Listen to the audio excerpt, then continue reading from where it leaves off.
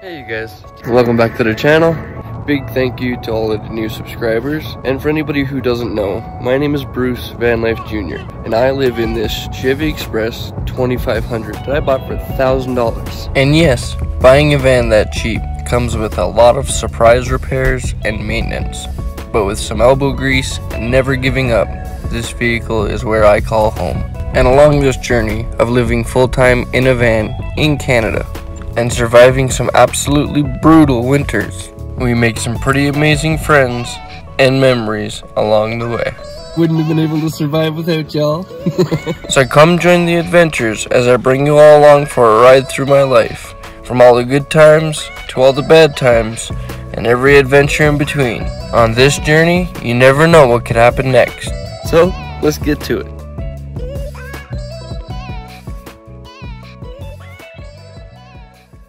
Hello everybody, and welcome back to the channel. So today I decided to do a little Q&A video and answer a few questions that you guys have asked in the YouTube post that I put out a few days ago. So we're going to dive right into the YouTube questions and see what you guys are interested in knowing about me. I'm pretty much an open book, so any questions are open to answering, and I'm going to answer all of the questions that were in that post. Not in any kind of particular order. I just kind of wrote them down for myself, but I will be putting the questions up here so you guys can read them for yourself. So we're gonna dive right into a few of the questions. So Karen Shields, I think that's how you say it, asked, how does your family feel about you living in a van?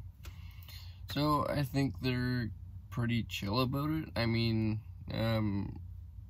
I think I've always been a little bit of a survivor and like nomadic, so anybody that's kind of known me has known that, you know, in any situation I can kind of survive, but having a rolling home, it kind of makes things that much easier, so, and safer too, so I kind of think they're okay with it, but you'd have to ask them. So yeah. And she also asked, how's the job search going? So the job search has been really slow, and I don't mean that in the sense of like I can't get work, because I can get work basically doing anything. As you guys have seen through my videos, you know, I'd kind of jump around for work, and like, you know, I don't really stick to one trade. I kind of bounce all around, but that is mainly because my passion is working on hot rods, and if I had enough work of that, I would be doing mainly that. But for me, I don't have those kind of connections anymore, so things are really slow. As for work, like I can continue working, basically doing anything. So yeah, right now I've kind of committed myself to doing a bit of demo, so that's in order to prepare for winter. You know, like I said, I'll take any kind of work that comes my way. But yeah. So Camper Van Helsing and also Karen Shields asked, what do you do on days off or rainy days? And on days off or rainy days, I'll do days off first. So if it's a nice day and it's a day off, I like to do a little bit of biking if I can, or skateboarding. It's funny that I mentioned skateboarding, because I actually ended up losing my skateboard. My own fault. I just ended up leaving it somewhere and just not even thinking about it and driving away. So no more skateboard, but it's probably for the best, because as you guys see me at that pump track, this guy shouldn't be on a skateboard, so we're gonna stick to bikes. I have rollerblades, but I'm not good enough for pump track, and I know it, so we're just gonna stick to flatland on those. But for bike, I definitely will be going back to the bike pump track once I get the helmet that Camilla has generously helped me get. So thank you again for that, girl. Anyway, so on rainy days, so if it's a day off and it's a rainy day, I spend my day in here. So probably doing a bunch of editing or watching YouTube videos. Yeah, then I'm kind of almost forces me to sit in and cook or something, right? So it's kind of nice on a few rainy days.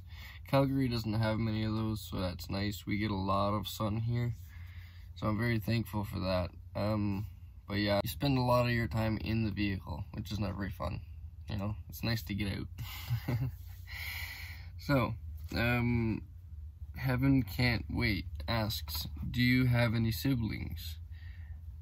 So yeah, I have 6 siblings, I believe.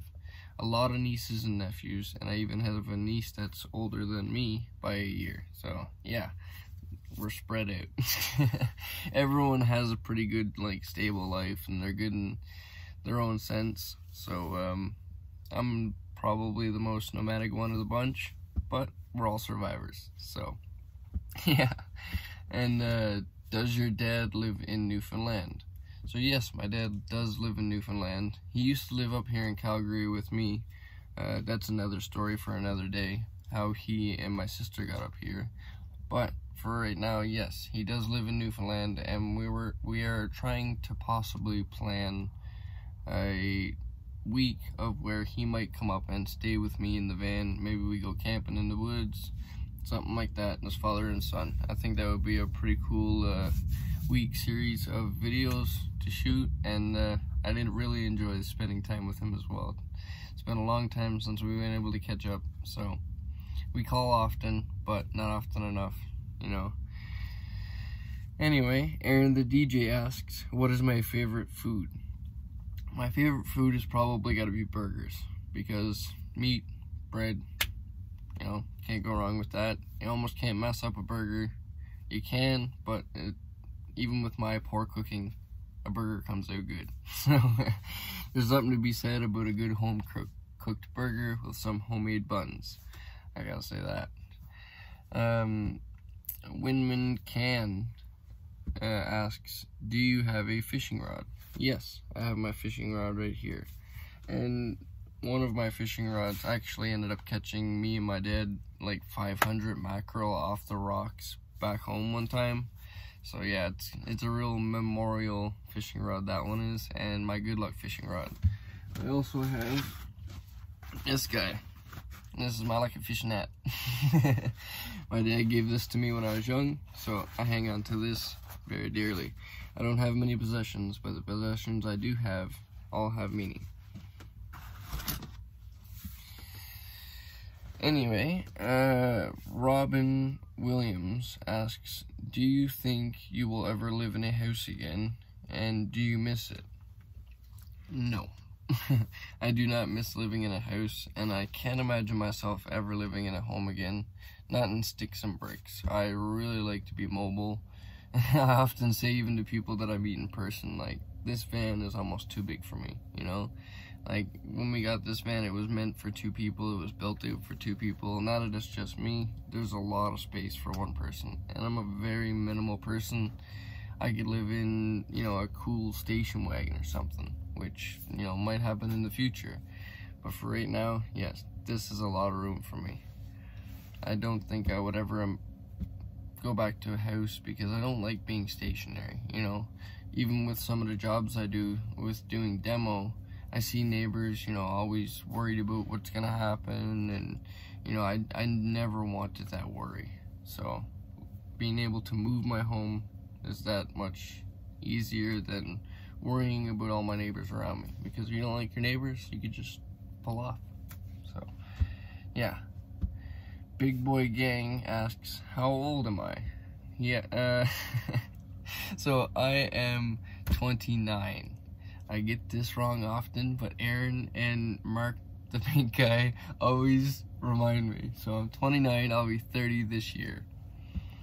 He also asks, would you ever let someone stay with you in your home if they didn't have a place to go? And yeah, I've actually done that before. I don't like seeing anybody in a rough situation. You know, my floor, and I have a cot big enough to fit my entire floor, especially in the cold nights, you know. My heart's too soft. And it's kind of with my dad growing up, he's always like taking in my friends. It was kind of the hangout spot.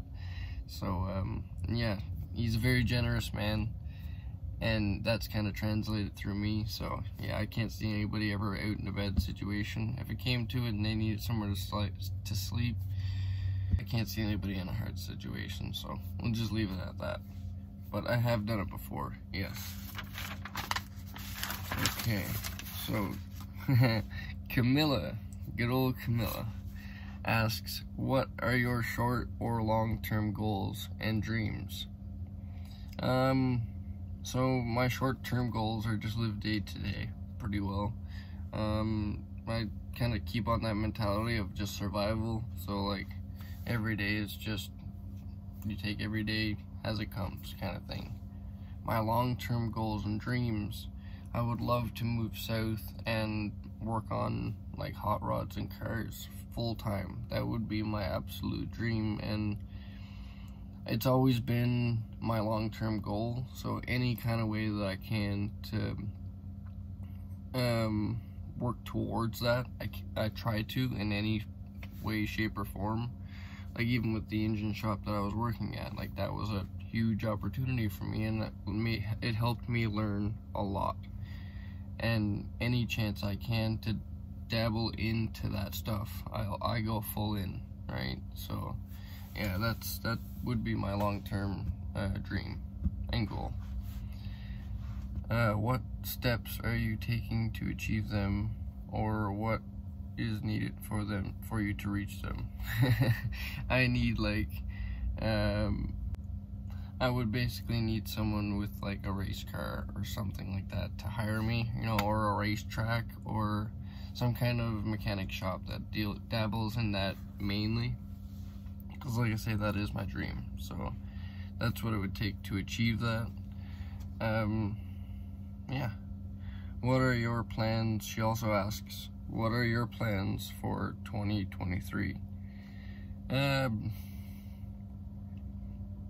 So I'm trying to work right now as much as I can to save up so that when winter comes, I might possibly be able to afford to go to Vancouver Island or something like that, just to get away from winter. Because as you guys know, I just hibernate in the wintertime, and I do not want to do that this year. I really want to just continue, especially with me having those bikes. I don't want to put them down for a season, you know. I don't want to put myself down for a season this year. I want to continue adventure, continue making videos, and not hibernate. So yeah, that's my goals for 2023, is to skip winter this year, basically, whether that's, you know, going to Vancouver Island or anywhere else warm. So she also asks, would you like to be a father one day? And to be honest with you, no. Like I mentioned before with the sibling question, and I have a lot of siblings, and I have a lot of nieces and nephews, so the family name will go on, so to speak. I don't think I need to. I don't want to. I enjoy my freedom. I know what it takes to raise a kid because I watched my dad do that by himself, and it's a very selfless act, you know, and I learned a lot from growing up with him, and it's just not something, if it happens, you know, then I'm all about it, right? But it's not something that I would see myself wanting to do, and we'll kind of leave that question at that. So yeah. So childhood friend of mine actually commented and said, her name is Phoebe, and she asks, I'd love to hear about your story on how you originally got to Alberta.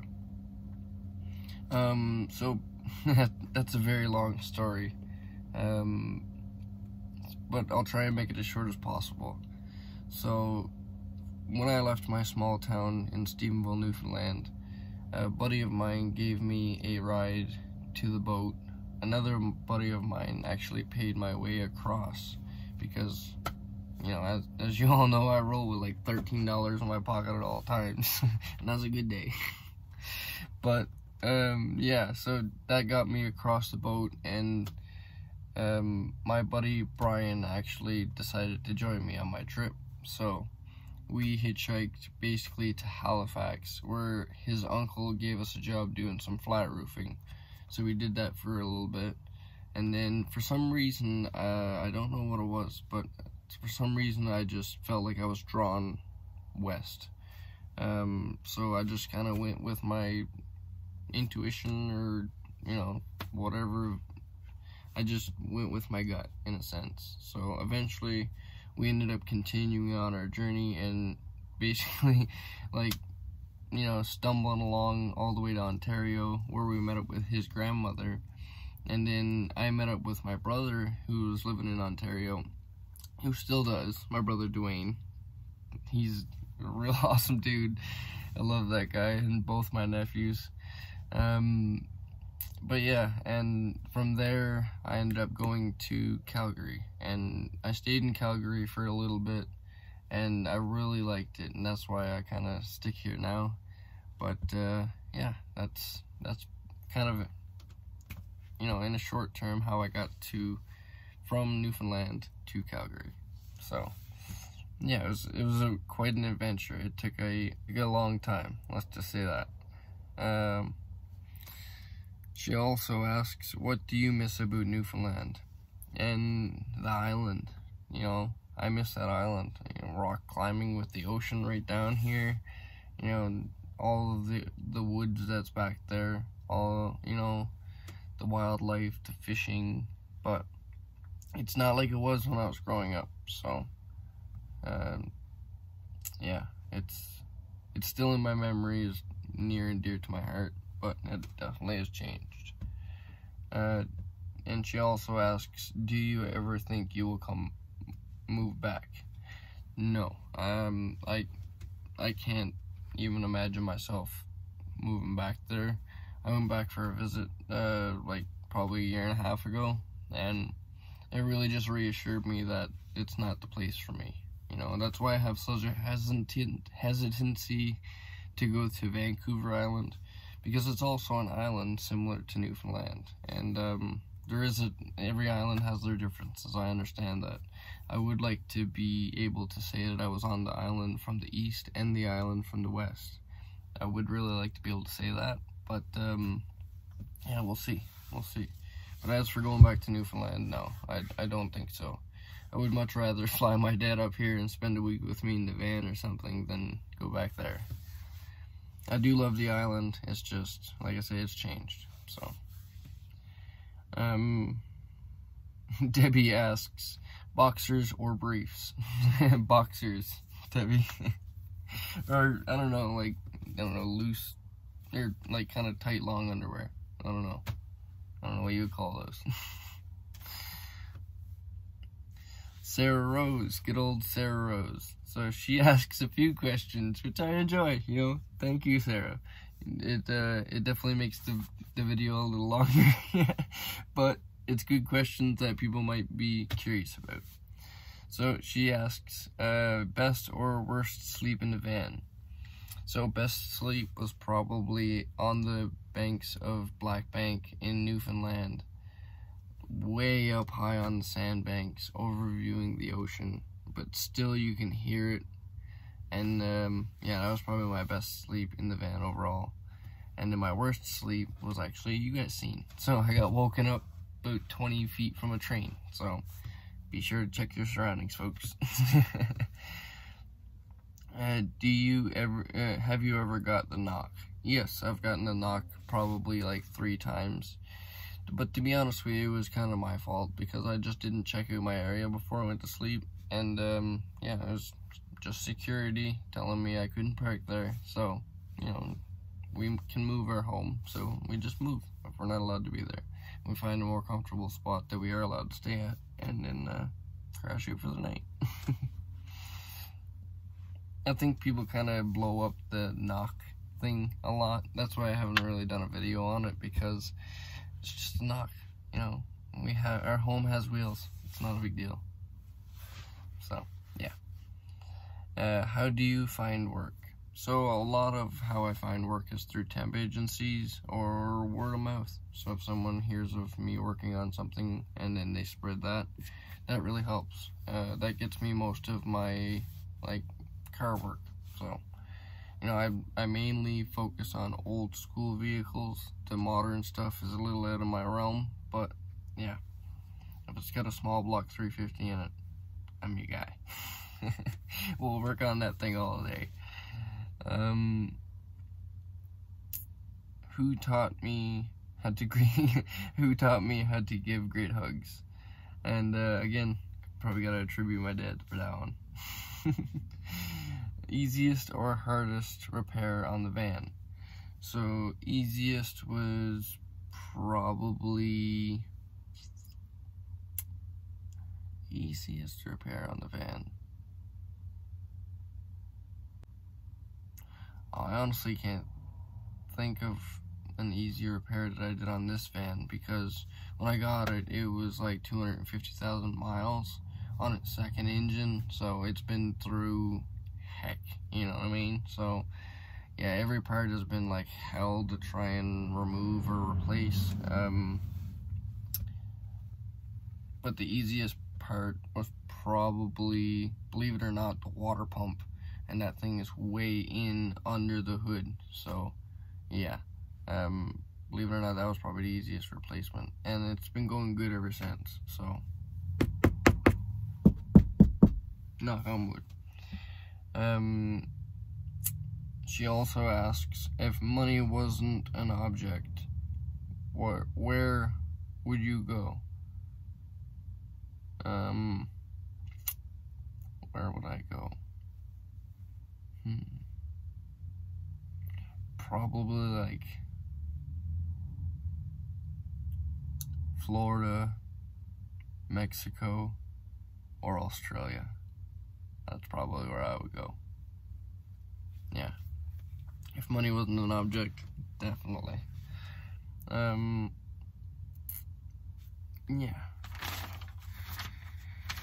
And then Sasquatch Flow asks, where is your accent? Newfies are usually hard to understand. Yes, we are. So, Newfoundland is a very strange place. Every town you go, there's a different accent. So, one town away from me is, how's you getting on by, you know, and all of that stuff, right? So, my town was actually divided way back in time, and it was divided by the Americans during the war. So, for some reason, my town must have adapted to the American tone, because we talk a lot more kind of clear in my town. Like I say, one town over one way and one town over the other way, you get totally different accents, and so on and so on. So yeah, yeah, I try, and I do try and clean my accent out, but just like every newfie, you know, if you have one or two drinks, then the accent comes out clear. We'll just say that. So Bonnie asks, why did you decide on Calgary as a home base? I don't really know. I kind of just went with my gut on it, and it totally worked out. Like I say, when I traveled all the way here from Newfoundland, something was just pulling me to Calgary. It was pulling me west, but for some reason, strangely, to Calgary. And then when I got here, it was totally worth it. With the mountains being only 45 minutes away, the city being so spread out. Like, I'm in the city right now, and it's very quiet. It's very calm. There's no crime. There's a Walmart right there. So yeah, it's a very beautiful city, and I love this place. What's your favorite thing about van life, and what's your least favorite thing about van life? So my favorite thing about van life is probably avoiding the neighbors. You know, so like I said, you can pretty well just pull off if you don't like your surroundings or you feel weird in that area, whatever. You can just leave the situation completely, and everything you own is with you. So, but on that same sense, with everything you own being with you, if something were to happen to the vehicle, or all of the stuff on the roof is kind of honorable, and if someone actually does break into this unit, you know, everything you own is in here. So that is one scary dislike about it, but it's something that we live with. So you trade comfort over security, and I don't mind that trade-off at all. Okay, so I know there's one more question, and I'm gonna have to dig into my phone to do that, so give me 1 second and I'll be right back. Okay, so there was 2 more last questions. So VanLife 20, this is a good question. VanLife 20 asks, Why did you always talk about Newfoundland in a bad way and is now representing you're such a Newfie? So I don't think that I represent. So like I say, to me, I feel like Newfoundland has changed. You know, they've pretty well stripped the island of everything they can do, and they continue to limit the island more and more on what they can do. Also, the people have changed just in the generations alone, with having everything stripped from them. You know, it's not a good feeling. I know a lot of other people can feel that, and yeah, that changes the people around it. And I grew up around kind of older folks, so I get to see the difference in the generation change. So I really love talking to older Newfies. That's kind of more my thing, because they remember how it used to be, you know. And as for is now representing you're such a Newfie, I don't think I represent myself as a Newfie. I even try to like hide my accent for as best as I can, just to try and talk clearer, because like I say, I can bring out the accent, I just try not to, you know, so people can understand me. For me, me and the island have a huge history, not a good one, you know, just with bad luck, mainly. That's why I always call it Alcatraz, because every time I go back there, it's like the island tries to trap me there, you know? Even with my trip back recently, that's the whole reason I have Newfoundland plates, because I ended up staying longer than I intended. It was supposed to be a quick trip, and it ended up staying long, and again, it felt like the island was trapping me. So, yeah, I don't try and put myself off as like representing a Newfie or anything like that. It is where I'm from. It is my heritage. I can't change that, you know. I love that my dad's a Newfie. I love that I'm a Newfie, but I don't really try and represent it, you know. I don't even really mention it to anybody unless they can hint at my accent and then ask like, where am I from? Then I have to tell them, because it's where I'm from. You can't hide it. So anyway, on to the last question. So the last question is from Lynette. And Lynette asks, would you ever go to the island, Vancouver Island she means, or Nanaimo, where a lot of other van lifers are, or do you want to stay in Calgary? So that's also another really good question. So, yes, I would like to go to Vancouver Island, but I would like to go there for a visit, you know, kind of like just to stay for the couple cold months that Alberta does have. I feel like Calgary is my home base. If I were to stay in Canada, Calgary is definitely my home base. So I've just grown to enjoy it. I've grown to love it, except it's brutal cold snaps here with like -40, -45s. At some points, it is brutal. But even then, it's sunny. You know, it could be -40 with the sun out. So there's something to be said about that. But yes, I would like to go to Vancouver Island, and if I ever go to Vancouver Island, I will be stopping in a few places like Nanaimo, because there's a few people down there that I'd like to go and see, meet, and hang out with for a bit. So that could possibly be coming this winter if all goes good and the funding is there, you know. So I gotta work my butt off for that. But anyway, you guys, I appreciate you all hanging in through this with me. Like I say, it was just a Q&A video, so I thought I would just come on here and answer a few questions. I usually get really nervous with live streams, so I thought I would just kind of premiere this as kind of a live stream, because for me, I'll be down there in the comments talking to you guys and such. And if you ask me a few questions into the comments, I'll try and write them down and answer them to the best of my ability, either in the comments, or I'll write them down for another Q&A for the next one. And remember, never give up on living life, because life is the most precious thing we have. I'll see you guys all in the next one.